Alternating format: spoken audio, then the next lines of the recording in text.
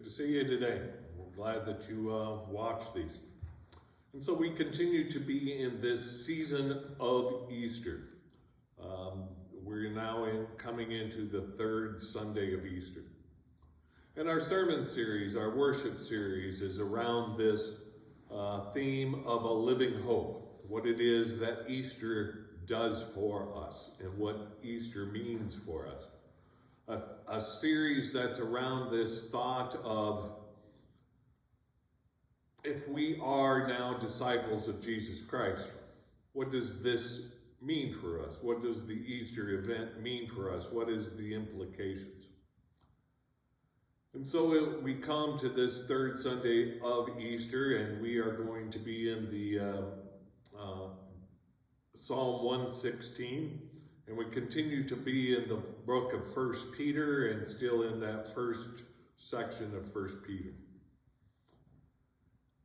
And as we read both of those, and I invite you to read that again, Psalm 116 and 1 Peter, the first chapter, there is this assumption that both of them make that salvation is a given, right? They just assume salvation is here.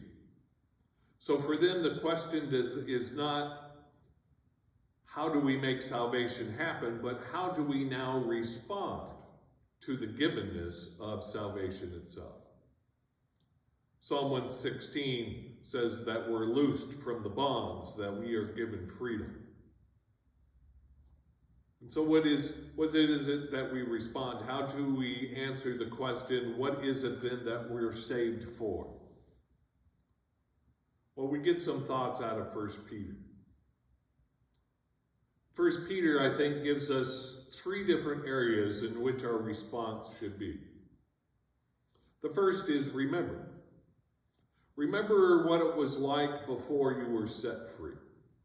Now, this is an honest remembering. This is a remembering the reality of the past, not a nostalgic remembering, right? We all get caught up in that nostalgic remembering. We remember what our childhood was like, all the nice things about it, but never any of the bad things about it. So this is a remembering of the reality of who we are before God set us free. And that's important. I remember who I am or who I was prior to my sobriety because it keeps me sober, right? I remember what it was like to live that life. And so it's in the remembering of not wanting to relive that past that keeps me in the future. And that's what our remembering is. Let's remember our past for the reality that it was, not what we would like it to be. Secondly, it's offering praise. Of constantly sharing our joy for what God has done for us.